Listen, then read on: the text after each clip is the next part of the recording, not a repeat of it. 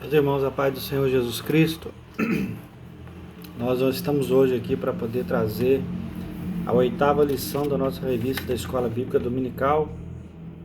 Nós vamos falar hoje, edificados sobre o fundamento dos apóstolos e dos profetas. Na lição passada nós falamos a respeito, a 7ª lição trouxe para nós sobre Cristo sendo a nossa reconciliação com Deus. E nessa lição nós vamos tratar sobre o fundamento, edificado do fundamento dos apóstolos e dos profetas. E nós vamos falar sobre 3 tópicos aqui interessantes, que vai falar sobre o primeiro tópico, edifício espiritual, e o segundo tópico sobre o fundamento, apóstolos e profetas, e o terceiro, edificados para a morada de Deus. Então nós vamos fazer a oração, que nós vamos dar início aqui a essa lição. Nós vamos ser o mais breve possível, e eu quero orar com os irmãos. Senhor Deus, eterno Pai, nós te louvamos, e eu quero te agradecer, Senhor, porque até aqui o Senhor tem nos ajudado e sustentado as nossas vidas. Pai, em nome de Jesus, fica conosco, Deus, nos dá orientação, Senhor, e todos que receberam essa palavra, Deus, possam ser edificados pelo poder da Tua palavra. É o que nós oramos ao Senhor, agradecida em nome de Jesus. Amém. Então, meus irmãos, nós temos dois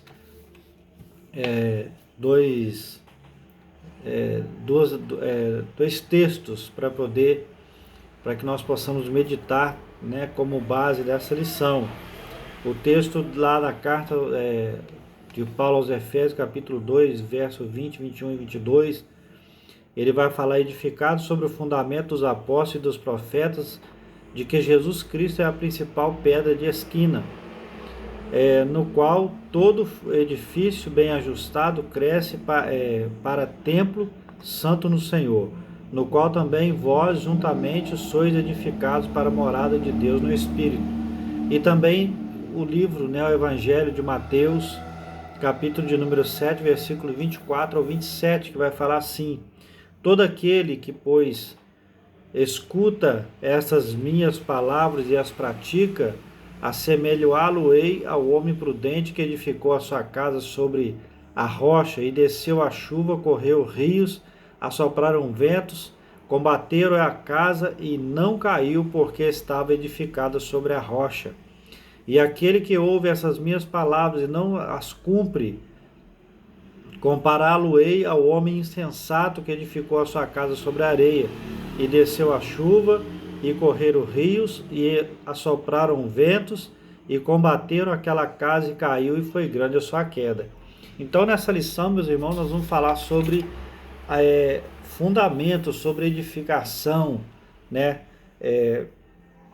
Que, como eu disse aqui na aula passada, nós falamos que Jesus Cristo, como sendo o nosso reconciliador, nosso mediador para com Deus, e aqui vai falar sobre Jesus Cristo sendo a nossa pedra fundamental, a pedra de esquina, aquela que dá sustento à casa. E na alusão que ele vai fazer do texto de Mateus sobre a casa edificada sobre a rocha, né, que veio o vento, veio a tempestade e a casa não caiu porque estava edificada sobre esta rocha, e aqui Jesus Cristo representando esta rocha. Nós vamos falar sobre 3 coisas aqui, como eu disse. Primeira coisa, sobre edifício espiritual, né? E aí aqui ele vai dividir sobre três tópicos aqui bastante interessantes. Vai falar sobre o santuário judeu, o santuário cristão e a pedra angular, e Cristo a pedra principal. Então nós vamos ler, eu separei alguns pontos aqui para a gente poder comentar. Então o santuário judeu vai dizer que o templo de Jerusalém era símbolo do exclusivismo de Israel como povo de Deus. A proibição dos estrangeiros acessarem o templo era um motivo de inimizade entre os judeus e os gentios. Na lição passada nós falamos sobre isso. Aqueles que eram excluídos de participar dessa comunhão que existia, somente os judeus podiam praticar, né, todos aqueles ritos, todas aquelas coisas, né, que eram peculiares do templo, né, do Santo dos Santos, né, do santuário, né, do tabernáculo de Deus. E aqui ele vem falando aqui que o templo de Jerusalém era símbolo exclusivo, né, do exclusivismo de Israel com o povo de Deus. Quando Jesus Cristo veio, né, na lição passada nós falamos isso, Jesus Cristo quebra essa barreira física e espiritual e dá direito a todos nós de acessarmos essa comunhão com Deus, né, novamente. Temos novamente a chance de nós não precisarmos de estar nesse contexto de fazer rituais, de fazer oferendas, de fazer sacrifícios em prol, né, da expiação dos nossos pecados. Jesus Cristo veio e acabou com tudo isso. E o santuário cristão vai dizer que os que pertencem a Cristo são comparados a um edifício onde Deus habita em espírito. O ensino apostólico lembra Salomão quando este reconheceu que o templo de Jerusalém não poderia conter Deus e reafirma a instrução de Estevão que o Altíssimo não habita em templos feitos por mãos dos homens. Desse modo, os crentes, judeus ou gentios, tornaram-se o templo onde o Espírito de Deus habita, em que eles são pedras vivas em um edifício espiritual. Aí nos comparando, né, aqui já falando sobre o santuário cristão, nos comparando como sendo o próprio templo de Deus, né, o próprio templo onde Deus habita em cada um de nós, em mim e você, né, sendo como esse edifício, né, o santuário cristão, sendo nós, o nosso corpo físico, como a habitação espiritual de Deus nas nossas vidas. Terceira coisa, a pedra angular. Nós vamos falar sobre essa pedra fundamental, né? Que vai falar sobre a arquitetura antiga. A construção de um edifício requeria uma pedra angular. Era traduzida como a pedra mais importante ou pedra principal.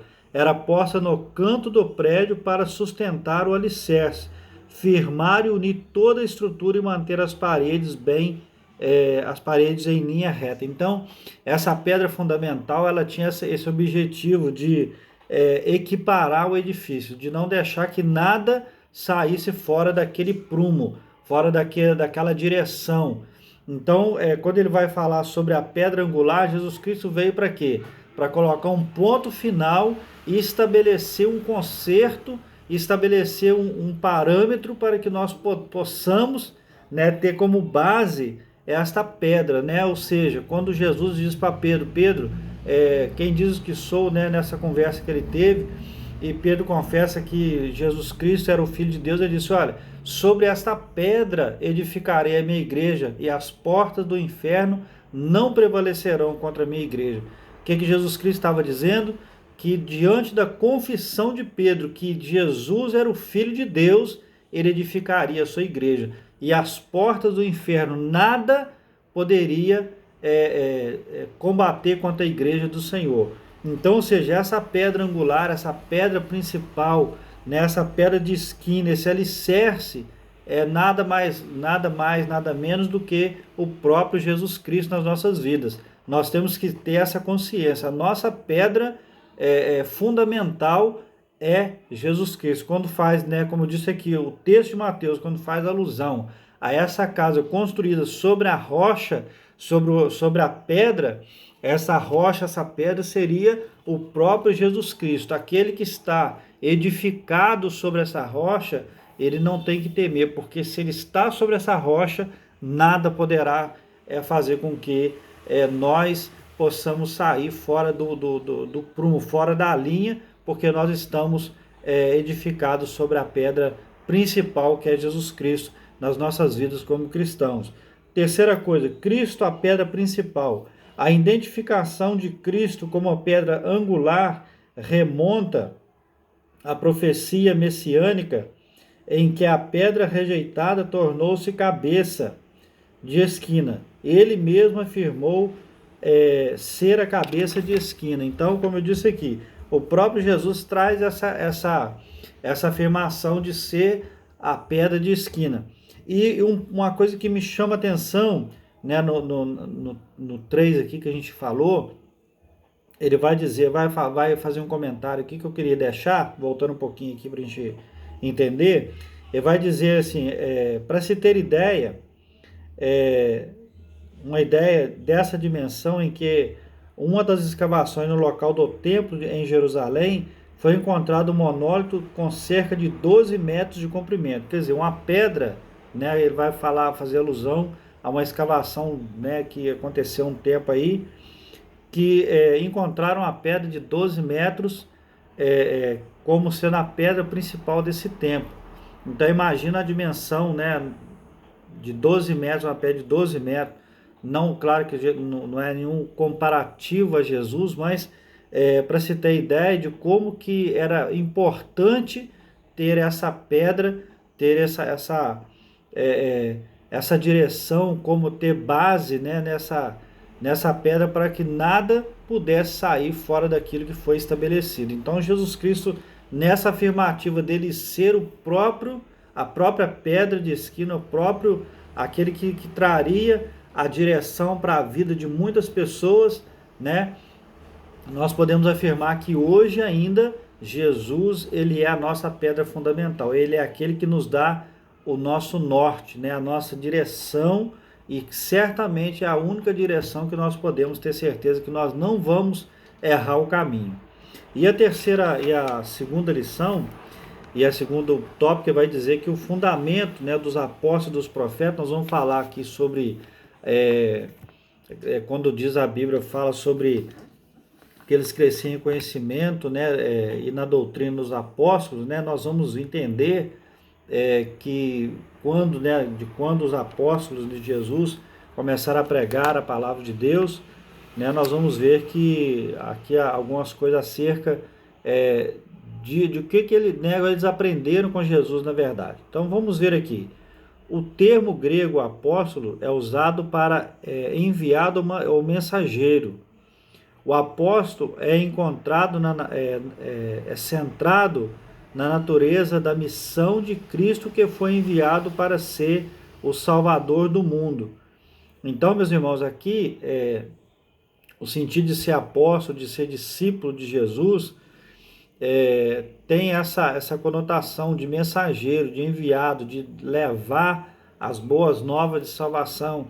E ainda hoje não é diferente, porque nós, como cristãos, né, como discípulos de Jesus, como nós devemos aprender, né, acerca de Jesus, nós temos essa missão também de levar a palavra de Deus, a única e verdadeira palavra de Deus para a vida daqueles que estão perdidos no mundo. Então hoje nós, como servos de Deus, como cristãos, temos essa missão de ser, né, de ter esse título, né, vamos dizer assim, não título para engrandecimento, mas título de sermos, como nós falamos em outras lições, quando nós somos feitos filhos de Deus, nós também recebemos também essa incumbência de sermos, né, de termos, na verdade, essa incumbência de ser mensageiro de Jesus Cristo aqui na terra, de sermos,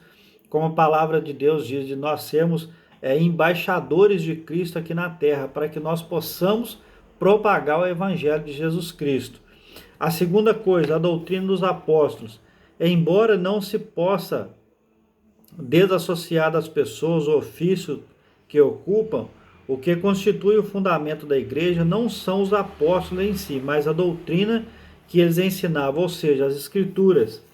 Os apóstolos receberam a doutrina diretamente de Cristo. Assim como não se pode mexer na pedra angular depois de colocada no alicerce, igualmente o fundamento da igreja não pode ser violado. Acerca disso, o Senhor Jesus Cristo asseverou: as minhas palavras não hão de passar. Então, meus irmãos, olha que coisa interessante. A doutrina dos apóstolos, baseada nas Sagradas Escrituras, passada pelo próprio Jesus, pelos ensinamentos de Jesus Cristo, vai dizer, os apóstolos receberam a doutrina diretamente de Cristo. Quando fala doutrina dos apóstolos, vai falar justamente desse aprendizado, dessa missão que eles receberam para poder estar passando para o resto do mundo, né? Quando Jesus diz: ide por todo mundo e pregai o evangelho a toda criatura, uma missão que Jesus Cristo deixou para os seus discípulos, para os seus apóstolos. E aqui ele vem corroborar para essa missão, dizendo o seguinte, que os apóstolos receberam a doutrina diretamente de Cristo, ou seja, não inventaram nada, não fizeram nada que não fosse aquilo que Jesus Cristo requereu de cada um deles, que pregassem o evangelho a toda criatura, recebendo do próprio Jesus os ensinamentos de Jesus Cristo. E ele vai dizer aqui que assim como não se pode mexer na pedra angular, depois de colocado no alicerce, como não tem como mexer, não tem como tirar novamente, né, essa pedra, igualmente o fundamento da igreja não pode ser violado. Acerca disso o Senhor Jesus Cristo asseverou, ou seja, ele afirmou, ele disse com toda propriedade, as minhas palavras não hão de passar. Ou seja, assim como não se pode mexer na pedra, não se pode mudar a palavra do Senhor, que a palavra do Senhor ela é única e é verdadeira. Não há aquele que possa mudar uma vírgula ou um tio da palavra de Deus, assim diz a palavra do Senhor. Então, ou seja, como nós não podemos, né? Igualmente o fundamento da igreja não pode ser violado, ou seja, não se pode violar a doutrina cristã, né? Não doutrina de homem, mas doutrina cristã, não se pode modificar aquilo que Jesus Cristo nos ensinou, né? Não pode ser mexido, né? Não pode ser acrescentado, não pode ser tirado, né? Como nós vemos por aí, muitas, né? Infelizmente, muitas pessoas, muitos pregadores, né? Que usam a palavra de Deus em benefício próprio. Nós, como verdadeiros cristãos, não podemos, né, tirar nada, porque o que está na Bíblia é o que está na Bíblia. Não se muda, não se acrescenta e não se tira. É a palavra genuína e verdadeira de Jesus Cristo, é a nossa única regra de fé e prática que não pode ser de maneira nenhuma mexida e violada, porque o próprio Jesus nos incumbiu de pregar a sua palavra verdadeira. Terceira coisa, o testemunho dos profetas. A palavra grega profetes significa proclamador e intérprete da revelação divina. A ordem da frase em Efésios, capítulo 2, versículo 20, que nós lemos, o apóstolos e profetas indica tratar-se dos profetas da igreja e não os do Antigo Testamento. Mais adiante, Paulo assegura que a compreensão do ministério que no passado estivera oculto, de que os gentios tinham igual posição no corpo de Cristo, era participantes da promessa. Foi revelado pelo Espírito aos profetas do Novo Testamento. Então, aqui uma questão a ser entendida, né? Aqui já vai falar sobre o dom das profecias, né? Vai falar sobre o profeta. Antigamente nós sabemos que o profeta era uma pessoa escolhida por Deus para poder proclamar, né, interpretar aquilo que Deus queria falar para o povo.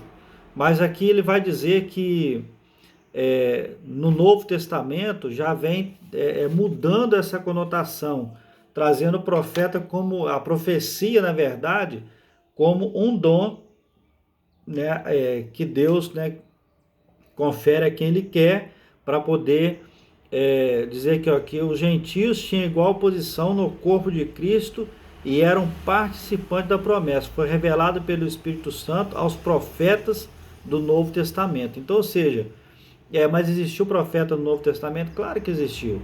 E aí o que acontece? Aquele que ainda hoje tem o dom da profecia, Deus ainda fala com o povo através dos seus profetas. Então, ou seja, o testemunho dos profetas. Qual que é o testemunho do profeta? Aquele que tem o dom da profecia, aquele que faz a vontade de Deus e ainda tem o dom da profecia, Deus fala com seu povo através desse dom, né? Que muitos cristãos ainda têm. E terceira coisa, edificados para a morada de Deus. Nós falamos aqui na lição, numa das lições passadas, né, edificados para a morada de Deus. Nós vamos falar aqui sobre edifício bem ajustado, templo santo do Senhor, e nós vamos falar aqui também sobre morada do Altíssimo. E o edifício bem ajustado vai dizer que a expressão todo edifício bem ajustado cresce indica um processo contínuo de desenvolvimento dos crentes, assim como todas as partes do edifício precisam estar harmônicas.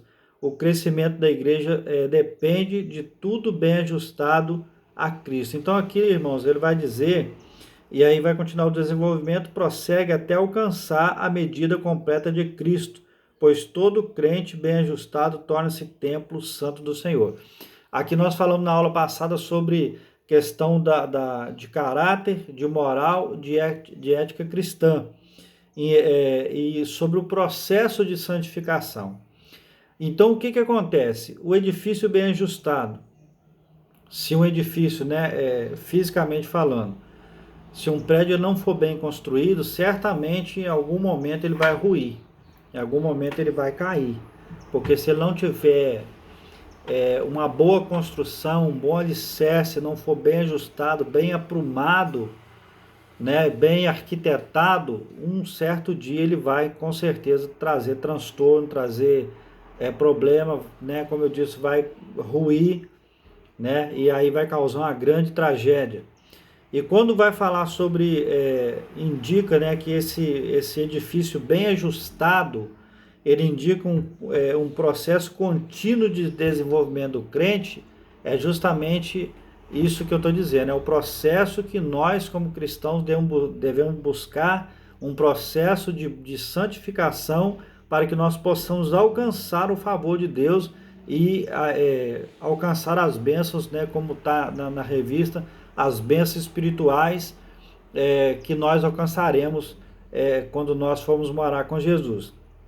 E aqui, o crescimento da igreja também depende de tudo ser bem ajustado a Cristo. Então a igreja só cresce quando ela fala a mesma língua, a igreja só cresce quando ela está bem alinhada em todos os seus aspectos, porque uma igreja que não tem um alinhamento, não tem uma linguagem falada, de igual modo, pautado na palavra de Deus, é uma igreja que não cresce, uma igreja que não tem, vamos dizer assim, não tem uma doutrina, não tem um padrão bíblico, e aí essa igreja ela não vai ser uma igreja bem ajustada, ela vai ser uma igreja que ela vai ficar aí a perambular, e aí já não sabe, já não pode julgar, mas enfim, o ajuste da igreja, de todos aqueles que congregam, que comungam a mesma fé, e eu não estou falando de igreja de placa, mas eu estou dizendo sobre igreja, eu e você, nós como igreja do Senhor, uma igreja bem ajustada, com um bom entendimento da palavra, com um bom testemunho da palavra, essa igreja é uma igreja bem ajustada, que é a igreja do Senhor, que como nós dissemos na lição passada também, acerca de quando Jesus quebra a barreira, ele une os povos numa só comunhão, para dar direito a todos à salvação. Nós devemos falar essa mesma língua para que nós possamos fazer com que as pessoas entendam que nós falamos a mesma língua, independente de denominação, nós estamos sim bem ajustados com a palavra, bem alinhados com a palavra do Senhor. Terceira coisa, um templo santo no Senhor. A palavra aqui usada para templo é o vocábulo naon, que designa o recinto interior, o lugar santíssimo, ou seja, o lugar de encontro do sumo sacerdote com Deus. Separado do pecado, quem pertence a Cristo passa a viver em santidade. Como resultado ao desfrutar da comunhão divina, o crente recebe o livre acesso à presença do Pai, tornando assim a morada de Deus no Espírito. Então aqui quando ele vai dizer sobre o templo do Senhor, o templo santo do Senhor, e aqui ele vai fazer alusão, como eu disse, do tabernáculo, do lugar santíssimo, ou seja, aquele lugar onde que só o sacerdote tinha acesso, vai passar a acontecer o quê? O homem separado do pecado, a partir do momento do sacrifício de Jesus Cristo na cruz do Calvário, nós passamos a ter, como eu disse na outra aula também, quando Jesus tem o seu sacrifício concluído na cruz. Diz na palavra do Senhor que o véu se rompe de alto a baixo, e ali nós passamos a ter livre acesso a Deus novamente. Nós fomos colocados novamente em comunhão com Deus a partir do sacrifício de Jesus. Não há mais essa separação que fazia entre Deus e o homem. Nós falamos sobre a inimizade, né? Ou seja, aquele que não tinha aquela comunhão com Deus.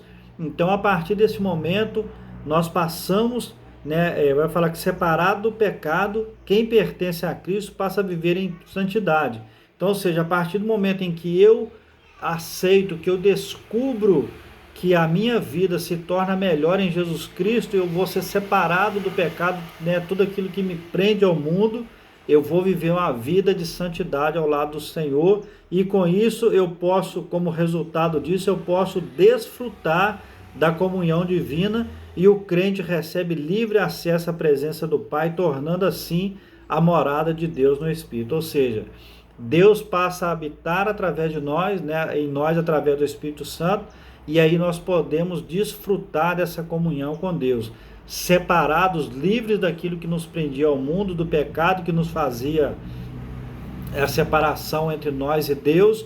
Nós passamos a fazer parte dessa mesma família, que, como nós falamos também na aula passada, a mesma família, a igreja do Senhor, a igreja de Jesus Cristo aqui na terra. Então, a partir do momento que nós entendemos isso, que o templo santo do Senhor não é nada mais, nada menos, porque antigamente, né, como eu disse aqui no tabernáculo, né, o sumo sacerdote entrava, só ele entrava no lugar santíssimo, né? E agora não, agora nós temos, na verdade, a chance de ter esse acesso a partir do momento em que eu aceito esse sacrifício de Jesus Cristo. Terceira coisa, morada do Altíssimo. No Antigo Testamento, a expressão morada do Altíssimo fazia alusão ao tabernáculo e depois ao templo israelita, né, onde Salomão constrói o templo. Indicava o lugar de habitação permanente, de comunhão íntima. Como já vimos, o crente tornou-se templo santo no Senhor. Ele reside individualmente dentro de cada cristão, bem como no corpo inteiro de crentes, a igreja formada por judeus e gentios. Então, como eu já disse aqui, morada do Altíssimo. Aonde que é a morada de Deus? Né? É nas nossas vidas. Então, nós devemos entender, né, que como Deus, lá no Antigo Testamento, quando Deus resolve construir o tabernáculo para poder trazer o povo de volta à sua comunhão, ele estabeleceu alguns parâmetros para que, né, pudesse acontecer isso, o povo se achegar a ele. Mas agora aqui nós estamos falando de uma nova realidade que nós vivemos, né, nesse tempo ainda presente, que é justamente nós sendo a residência exclusiva de Deus, né, em nós, né, através do Espírito Santo, né, quando Jesus disse que subiria, mas deixaria o seu Consolador, aquele que habita nas nossas vidas, aquele que faz com que nós possamos entender as coisas que Deus requer de nós, que faz com que nós entendemos que somos pecadores, né, na verdade, mas nós não estamos no pecado. O Espírito Santo de Deus que habita em nós nos torna, né, residência individual dentro de cada cristão.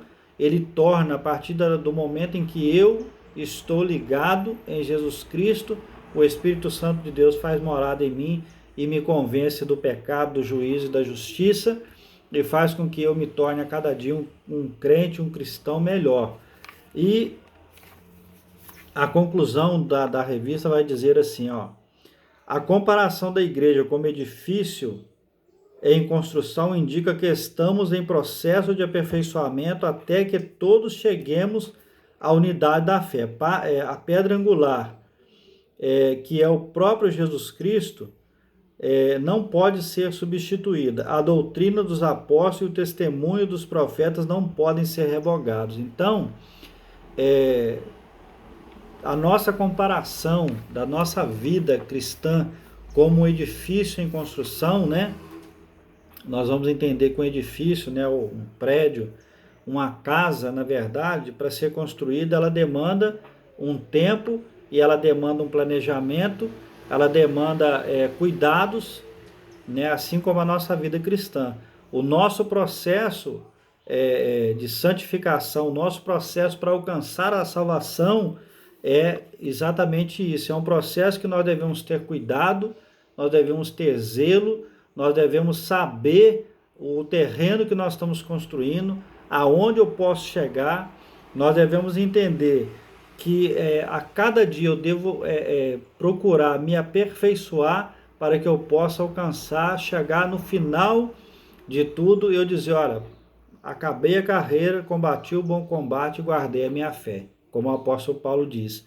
Então nós devemos entender que esse processo não é simplesmente, né, como eu disse também numa outra lição aqui, né, a pessoa vai lá na frente, levanta a mão, aceita Jesus e ali tá tudo certo, acabou, e agora eu aceitei Jesus, então eu estou salvo, e a gente já viu aqui também numa dessas lições que não é bem assim, né? Então nós devemos entender que esse processo que indica que nós estamos, né, que a alusão da nossa vida cristã com o edifício, com a casa, ela vai dizer que o aperfeiçoamento até que todos chegamos à unidade da fé.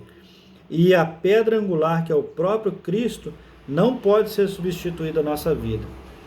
Nada na nossa vida pode tomar o lugar de Jesus na nossa vida. Nada na nossa vida nós podemos trocar Jesus por nada que o mundo possa nos oferecer. Nós não podemos trocar as bênçãos espirituais, nós não podemos trocar aquilo que Jesus Cristo veio fazer para que nós possamos, né, alcançar a salvação por nada que o mundo possa nos oferecer.